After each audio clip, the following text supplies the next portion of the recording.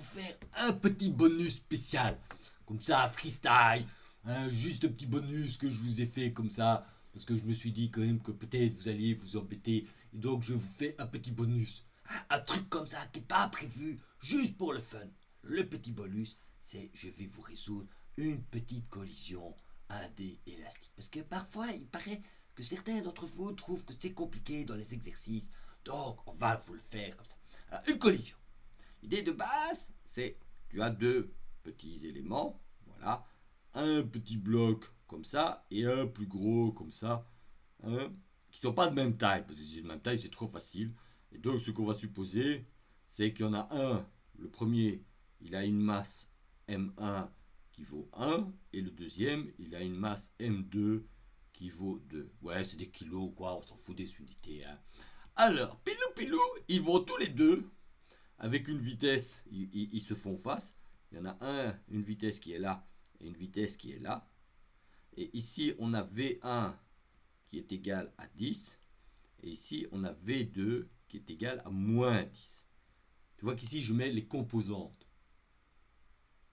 C'est la composante en X. Ok, c'est pas la norme. Il n'y a pas de petite flèche parce qu'ici, il n'y a qu'une seule truc. Hein, d'accord. Alors, on a ça. Alors, après le choc, ils se rencontrent et on suppose que le choc est élastique. Donc ça veut dire qu'ils vont se déplacer dans l'autre sens. Donc ils partent chacun dans l'autre sens. Alors l'idée de base, c'est que quand même le gros va imposer plus son point de vue que le petit. Et donc après, on a plutôt celui-ci, V1 star, qui risque d'être supérieur à 10. Et le gros, il repart dans l'autre sens, mais moins vite, V2 star. Et on dit que c'est une collision élastique. Alors quand tu as une collision, le principe de base pour toutes les collisions, c'est tu as conservation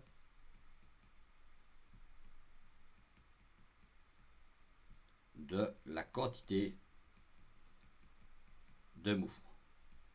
Donc avant et après le choc, la quantité de mouvement doit être la même. C'est-à-dire, tu as M1 V1 plus M2 V2 est égal à M1 V1 star plus M2 V2 star. Okay. Et quand c'est élastique, ça veut dire qu'on a la conservation de l'énergie cinétique. Aucune énergie cinétique n'est perdue dans la collision. C'est quand ces deux balles de ping-pong qui se font ping-pong. Si on perd de l'énergie cinétique, parce que par exemple, on pourrait imaginer que on a de la quantité de mouvement, mais plus petite en termes d'énergie cinétique. Donc, parce qu'en fait, on a plusieurs possibilités. Ok, et on a conservation de l'énergie cinétique. Conservation de l'énergie cinétique. Ça s'écrit M1 V1 au carré. Alors après, divisé par 2, comme c'est avant A est égal à après, s'il y a un 2 devant, allez, on va le mettre. Hein. On va le mettre et puis on l'enlèvera. On va mettre 1 demi comme ça. Ouvrez la parenthèse. Plus M2 V2 au carré.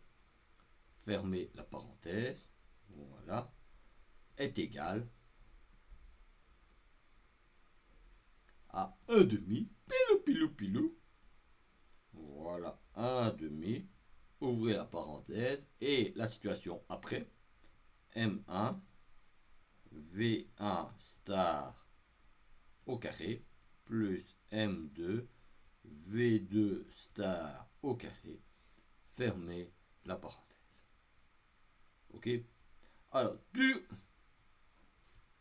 tu repères tout de suite que je peux évidemment enlever ces deux A demi que j'aurais pu éliminer tout de suite. Alors, les deux équations, on va les écrire légèrement différemment. On va écrire ça comme M1 V. Oui, on va mettre une petite parenthèse ici. M1 V1 au carré moins V1 star au carré plus M2 V2 au carré moins V2 star au carré est égal à 0. Et l'équation bleue, on va lui faire un truc un peu semblable. On va écrire M1, V1 moins V1 star plus M2, V2 moins V2 star est égal à 0. C'est exactement équivalent. Mais ce qui est intéressant, c'est, regarde bien, c'est que la dernière équation, on va pouvoir l'écrire un peu différemment. Alors, on va la déplacer un peu pour que ça soit plus facile. On va la mettre comme ça, et ici. Regarde bien, je vais écrire la deuxième équation un peu différemment. On va enlever ce truc-ci qui perturbe un peu, voilà. Et on va écrire la deuxième. Alors, qu'est-ce qu'on va utiliser? On va utiliser le fait que a carré moins b carré, on peut l'écrire comme a moins b fois a plus b. Donc, on va écrire ceci comme M1 V1 moins V1 star sur V1 moins, non, plus V1 star plus M2 V2 moins V2 star moins V2 plus V2 star. Qu'est-ce que tu observes? Tu observes que cette quantité ci se retrouve ici et que cette quantité là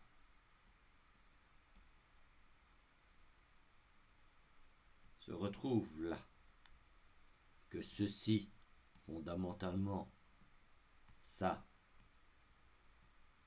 c'est alpha, ça, c'est moins alpha, donc ceci, c'est alpha, ça, c'est moins alpha. Et donc, on peut maintenant écrire la relation rouge comme V1 plus V1 star est égal à V2 plus V2 star.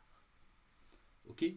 Et l'idée de base, c'est qu'on a deux inconnus, V1 star, V2 star. On avait deux équations, dont une équation non linéaire qui était un peu tricky. Maintenant, on a deux équations linéaires. En manipulant mon équation bleue et mon équation rouge, j'ai réussi à avoir deux équations linéaires. Vous allez voir, pour résoudre le problème, ça va être beaucoup plus facile.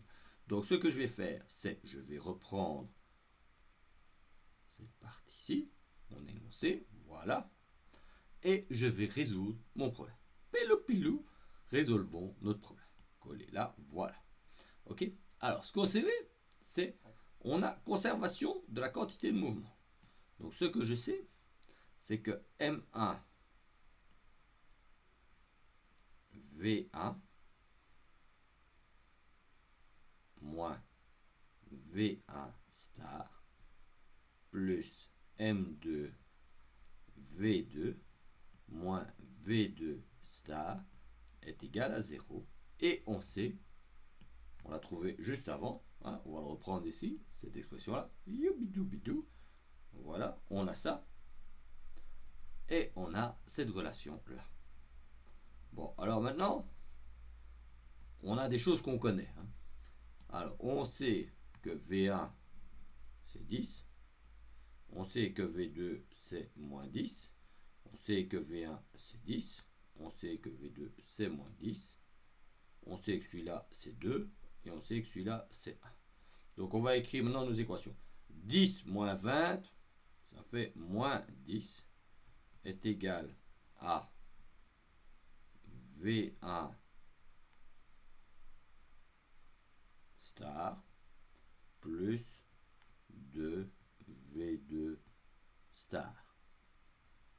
Alors l'autre, 10 moins 10, ça fait 10 moins moins 10, ça fait 20, est égal à V2 star moins V1 star. C'est mon équation bleue et mon équation rouge que j'ai. Alors maintenant, ce que tu fais, c'est pour résoudre ces équations, je vais les additionner. Si je les additionne, je vais dire moins 10 plus 20, ça fait 10. Alors tu as V1 et V1 qui vont s'annuler, est égal à 3 V2 star. T'en déduis que V2 star est égal à 10 tiers. Ça a l'air bien parce que c'est inférieur. Alors V1, ben, ce qu'il faut, c'est que tu additionnes à V2 et à V1.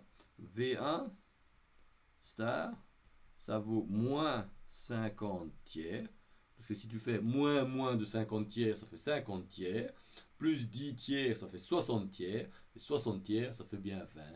Et donc, on a notre solution. Donc, ce que j'obtiens ici, c'est que ce truc-là, cette vitesse-là, est égale à 10 tiers.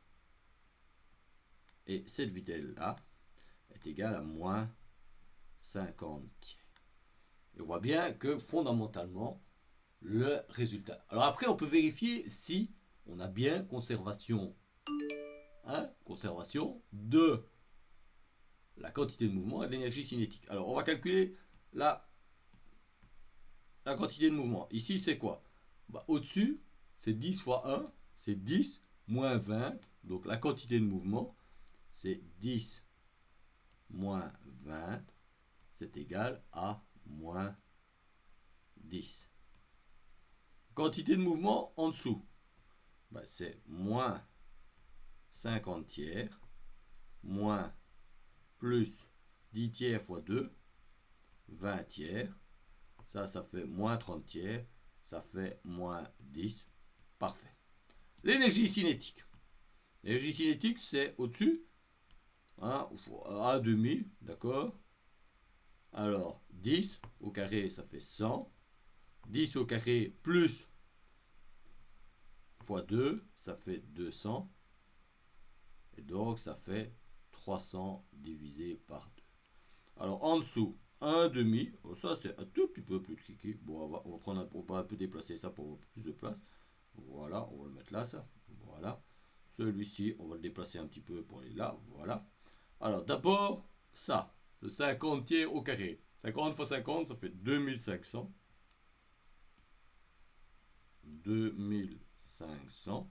3 au carré, ça fait 9. Alors 100 au carré, 10 au carré, ça fait 100. Mais il y a m équivaut 2, donc ça fait plus 200 sur 9. Ça fait 2700 sur 9. Comme 3 fois 9, ça fait 27. Ça fait bien 300 sur 2. Et donc j'ai bien trouvé les vitesses telles que j'ai une collision élastique. Vous voyez, c'est pas infaisable, c'est un peu d'algèbre. Il faut pas étudier par cœur les formules, ça sert strictement à rien. Il faut être capable de refaire ce petit raisonnement calmement, posément, le jour de l'examen, sans vous énerver. Et vous voyez, c'est piece of cake. Je vous avais promis un petit bonus. Voilà, c'était le petit bonus. Alors comme c'est un petit bonus, on va vous mettre un petit monsieur qui vous dit waouh, je suis content. Voilà, on va faire un petit bonhomme comme ça. Voilà, voilà. Oui, comme ça, il est là. Et il vous dit le mot-clé de ce cours, it's piece of cake. Tu croyais que ce cours était difficile. Tu pensais que ce cours est difficile. Mais ce cours n'est pas difficile. C'est toi qui penses que c'est difficile. C'est piece of cake. So easy. So simple. C'est vraiment tellement facile. On se demande pourquoi c'est si simple.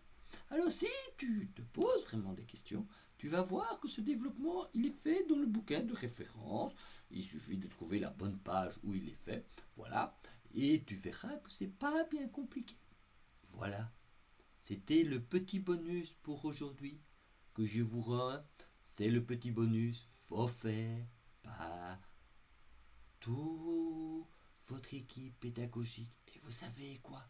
Les assistants, ils vous ont fait plein de podcasts super jolis sur les exercices, encore plus tough que tough. Donc, n'oubliez pas de les regarder. Et puis, n'oubliez pas aussi qu'il faut liker les petits podcasts de l'enseignant. Parce que si vous ne likez pas les petits podcasts de l'enseignant, l'enseignant, il vous fera plein de petits podcasts. Et après, bilou, bilou, bilou, vous êtes dans le birlou. Hein? Donc ça, c'était le bonus spécial, que vous profitez bien. Et puis on va clôturer ici, parce que bon, hein, chaque chose en son temps, on va quand même pas passer la nuit à faire ça. Il est un peu tard, et donc j'ai autre chose à faire quand même. Donc on va arrêter ça. Voilà, au revoir les amis. Bonne nuit les enfants. Bonne nuit. Hein, le marchand de sable.